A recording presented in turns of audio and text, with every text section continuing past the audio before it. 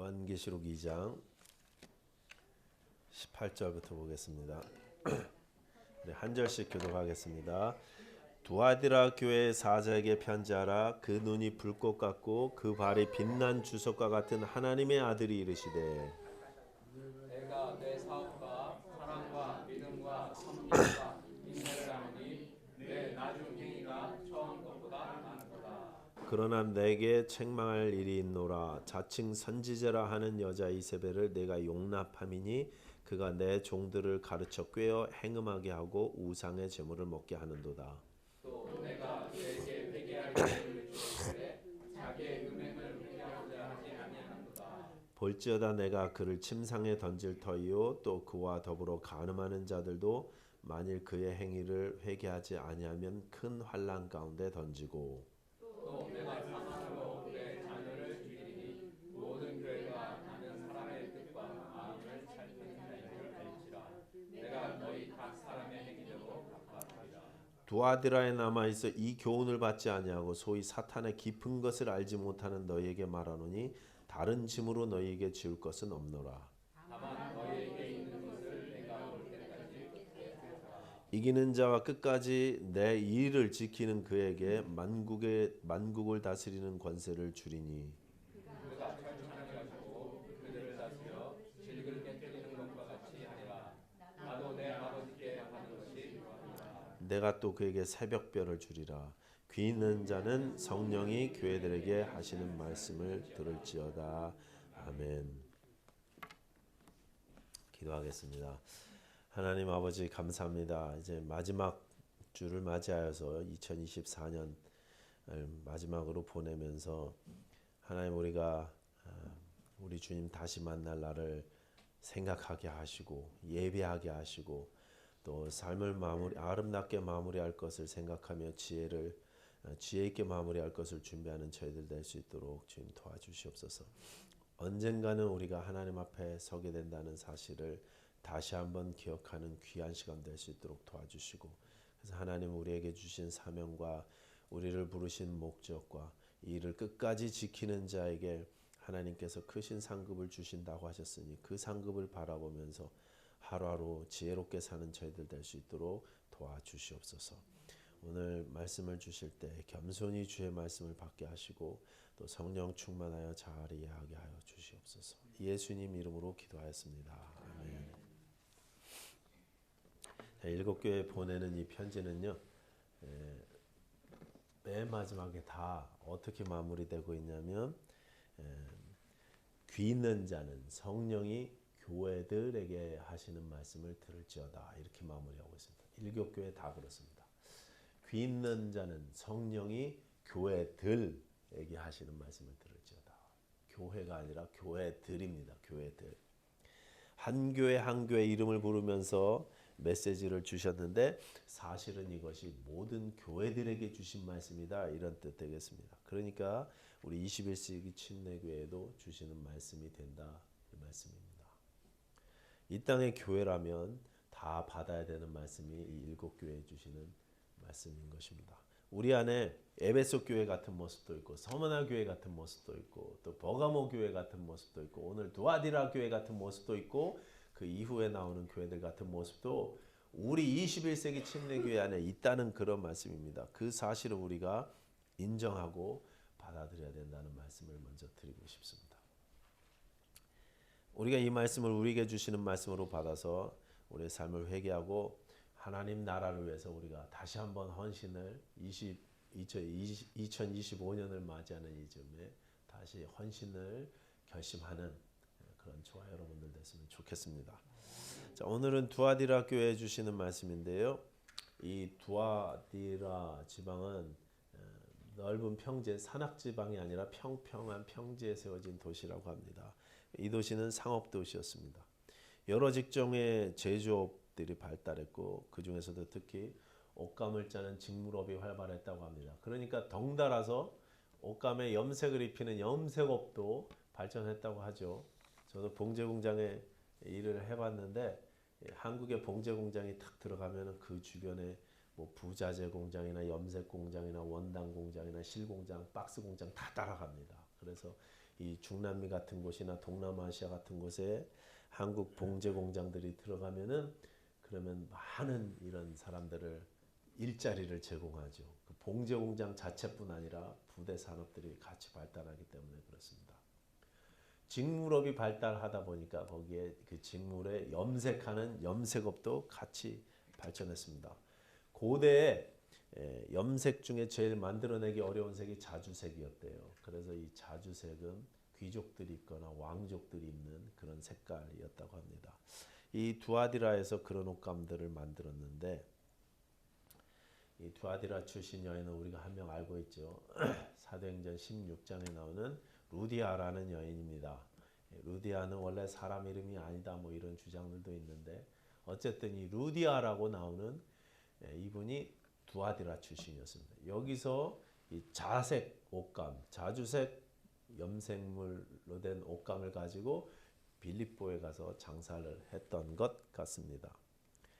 이 두아디라는 어쨌든 여러 가지 비즈니스가 발전했던 도시였고 상업이 발전해 있었습니다. 그리고 이런 여러 직종의 상업들이 발달되어 있다 보니까 그 직종들마다 길드, 조합을 형성하고 있었습니다.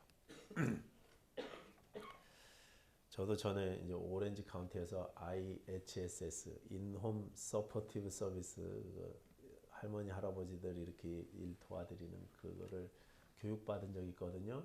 애니킴 성도님이 소개해 주셔서 제 아내하고 같이 오렌지 카운티 사무실 가갖고 교육을 받았는데 교육 끝날 때 되니까 노조에서 나와서 노동조합에서 나와서 회비 얼마씩 내고 가입하라고 이렇게 저한테 설득하더라고요. 가입을 하면 네 이익과 네 목소리를 우리가 대변해 줄 거다. 그러니까 가입하라고 이렇게 쫙 팜플렛도 나눠주고 설명회도 하더라고요. 근데 그 당시 길드는 조합이었지만 이렇게 단순한 노동조합 정도가 아니었습니다. 오렌지 카운티의 그 노동조합은 제가 가입해도 그만 가입 안 해도 그만입니다. 애니킴 성도님이 저한테 가입하지 마세요. 그거 뭐 별거 없어요. 막 그렇게 얘기하시더라고요. 근데 당시의 길드는 가입이 되면 경제적으로 정말 여러 가지 혜택과 유익이 있지만 가입하지 않을 경우는 심각한 불이익을 감수해야만 했습니다. 거의 사업을 하지 못할 정도로 거래를 하지 못할 정도로 어려움을 겪었습니다. 그러니까 대부분은 당연히 그 조합에 가입을 했고 가입을 해야만 했었습니다. 문제는 이 길드의 모임이 반드시 그곳 신전 안에서 함께 식사하는 식탁 교제와 함께 이루어졌고 그 모임은 우상 숭배 절정의 일환으로 신전 창기들과 관계를 맺는 것으로 마무리하게 된다는 것입니다. 고린도 교회에도 이런 문제가 있었죠. 그래서 사도 바울이 고린도 전서에서 이렇게 말씀하셨습니다. 너희 몸이 그리스도의 지체인 줄을 알지 못하느냐? 내가 그리스도의 지체를 가지고 창기의 지체를 만들겠느냐? 결코 그럴 수 없느니라. 너희 몸은 너희가 하나님께로부터 받은 바 너희 가운데 계신 성령의 전인 줄을 알지 못하느냐? 너희는 너의 자신의 것이 아니라 값으로 산 것이 되었으니 그런즉 너희 몸으로 하나님께 영광을 돌리라. 고린도 교회에도 같은 문제가 있었다는 사실을 알았던 이 사도가 그곳에서 신전 여사제들과 함께 동침하는 것은 성령의 전을 망가뜨리는 것이라고 경고하는 말씀인 것입니다. 초대교회들마다 당시에 이런 똑같은 문화 속에서 살던 성도들마다 이 문제는 심각한 것이었습니다. 이것은요, 먹고 사는 현실적인 문제였습니다. 길드에 가입을 해야 제대로 사업을 할 수 있는데 거기에 가입을 하면 우상 숭배를 해야 하고 신전 여인들과도 관계를 해야만 했던 것입니다. 가입을 하지 않으면 일상생활이 어려워질 수도 있었습니다. 당시 교인들 입장에서는 이게 정말 결정하기 어려운 신앙의 결단이 필요한 부분이었다는 말씀입니다. 두아디라 교회는 상업도시에 있던 교회로서 이 문제가 특별히 아주 심각했던 그런 교회였습니다. 그 교회에 우리 주님께서 말씀을 주신 것이 오늘 본문인 것입니다. 예수님께서는 먼저 19절 말씀으로 이 교회를 칭찬하시면서 시작하셨죠. 19절 보십시오. 내가 내 사업과 사랑과 믿음과 섬김과 인내를 아노니 내 나중 행위가 처음 것보다 많도다. 내가 네 사업을 안다 그랬습니다. 이 사업이라는 말은 내가 한 일이라는 뜻입니다. 내가 너희들이 한 일을 아는데, 이제까지 해온 일들을 아는데 그 일은 사랑과 믿음과 섬김과 인내다. 그런데 너는 그런 일들을 처음보다 지금 더욱더 많이 하고 있다. 그렇게 칭찬해 주셨습니다. 네 나중 행위가 처음 것보다 많도다.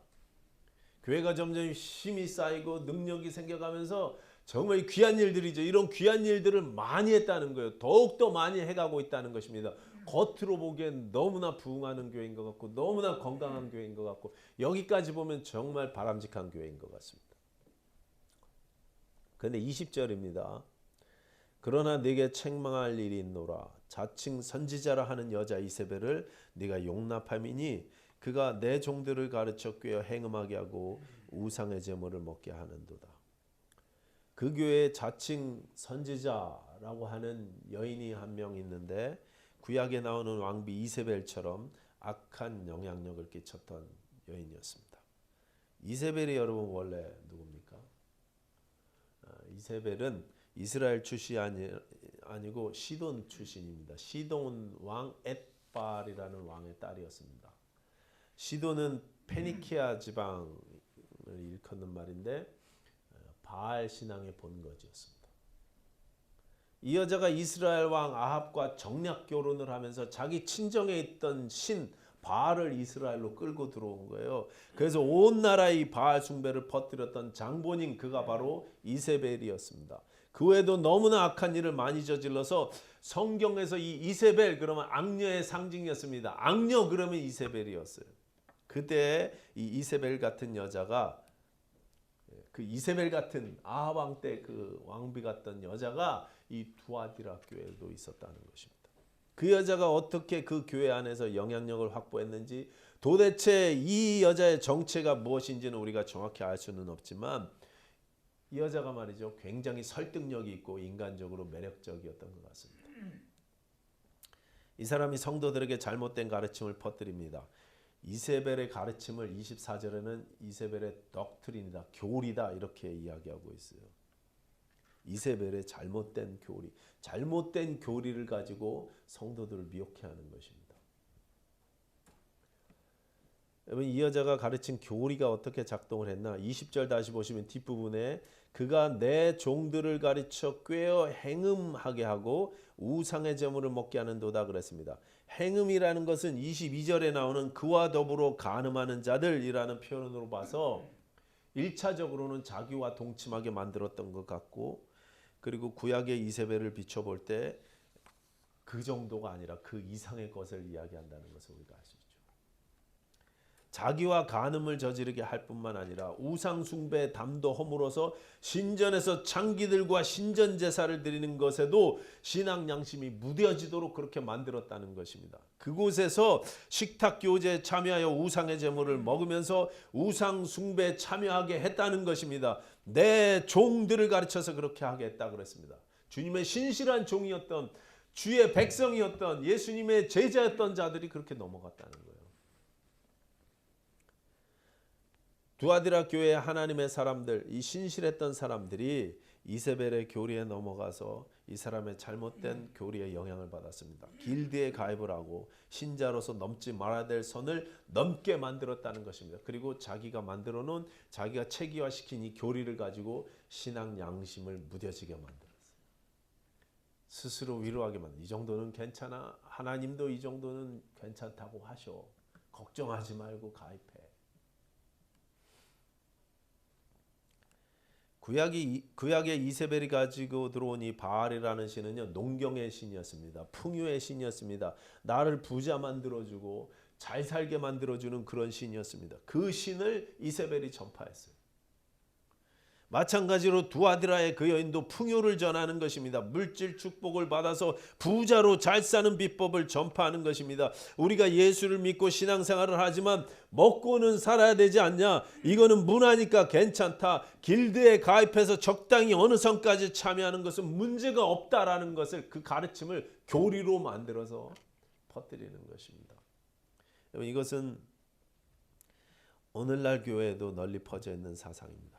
외모를 가지고 외적인 조건들과 세상적인 풍요를 추구하면서 세상과 타협하는 그런 신앙. 교회 안에 그런 교리들이 난무하는 때에 우리가 살고 있습니다. 풍요로운 것은 축복이라고 생각해요.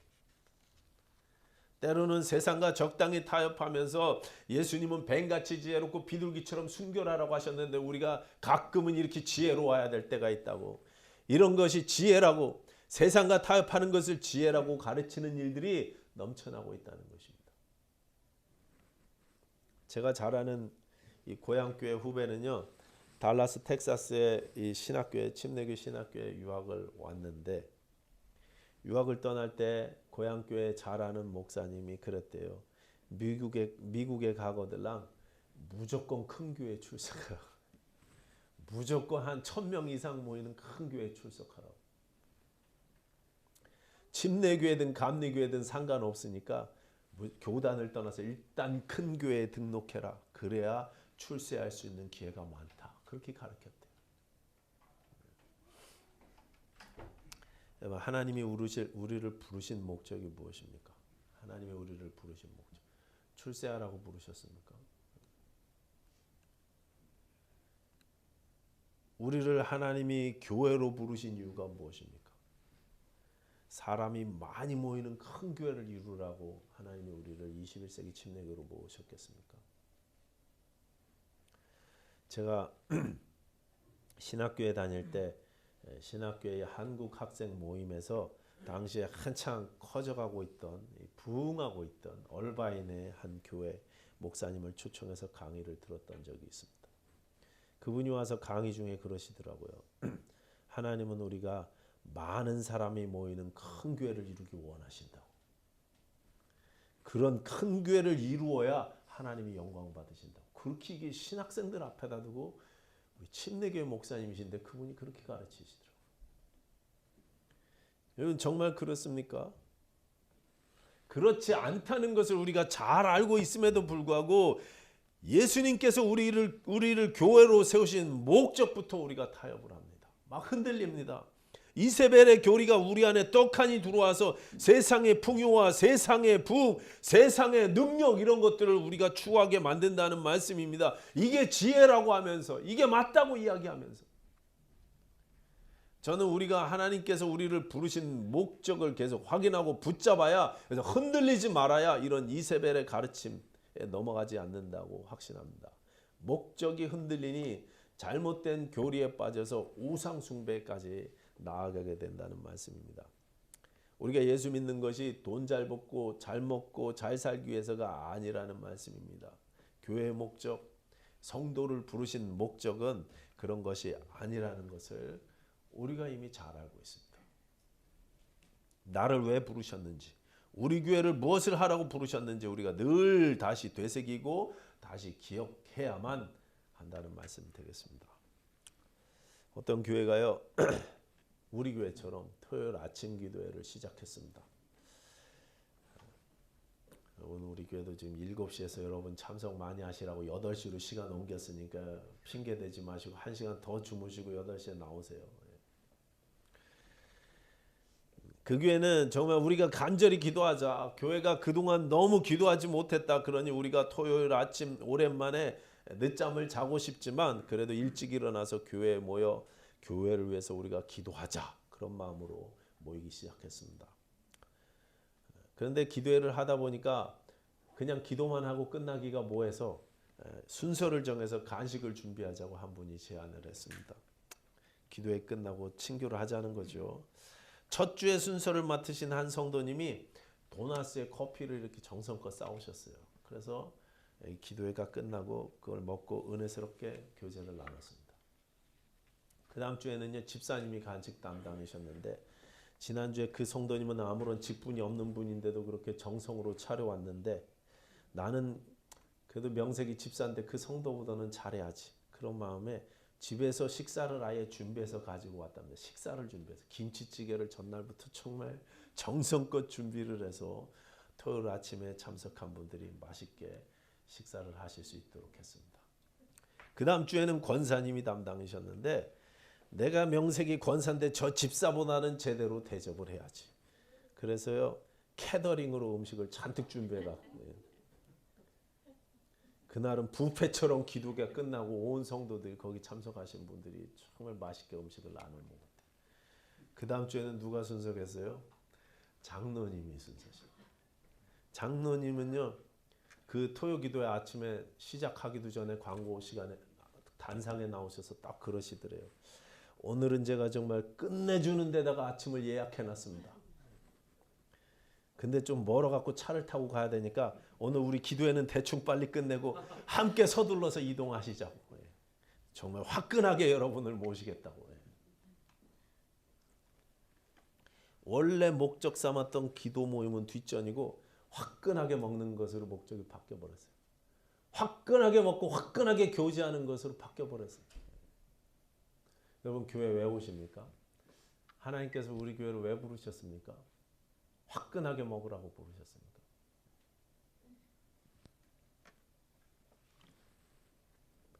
혹시 우리의 모습이 지금 우리 교회의 모습이 이렇지는 않은지, 예수님이 원래 의도하셨던 목적을 잃어버리고 그러다 보니까 우리가 이제 이세벨의 가르침에 취약해져 가지고 세상이 섬기는 것을 우리도 섬기고 세상이 좋아하는 것을 우리도 좋아하고 세상적으로 부유해지는 것, 세상적으로 풍요로워지는 것, 교회도 세상적 개념으로 부응하는 것, 이런 것을 우리가 추구하고 있지는 않은지,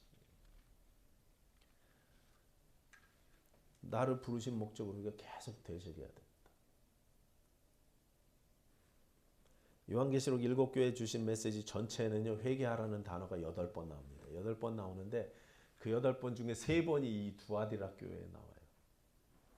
회개는요, 여기 나오는 회개가 여러 가지 단어가 쓰이지만 이 요한계시록에 나오는 회개, 7교회에 나오는 회개는 죄다 메타노이아라는 단어입니다. 메타노이아, 마음을 바꾼다는 뜻입니다. 마음을 바꾸는 게 회개예요. 여러분 교회에 대한 마음을 바꾸시기 바랍니다. 교회에 대한 생각을 바꾸시기 바랍니다. 내가 교회 와서 무엇을 얻어야 되는지, 무엇을 내가 하나님을 섬겨야 되는지, 어떻게 해야 되는지, 모여서 무엇을 하는 것인지 이제까지 갖고 있었던 생각을 바꾸십시오. 예수님의 마음으로 바꾸십시오.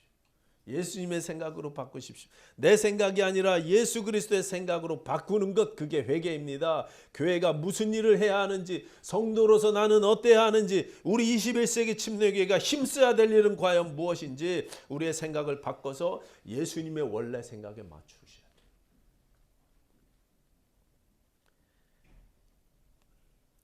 예수님께서 나를 부르신 이 부르심의 목적, 우리 교회를 부르신 이 부르심의 목적에서 흔들리지 마십시다. 그래서 우리가 적당히 세상의 부흥을 추구하고 세상과 타협하려는 이세벨의 교훈을 날마다 이기실 수 있는 그런 교회 됐으면 좋겠습니다. 네, 기도하겠습니다.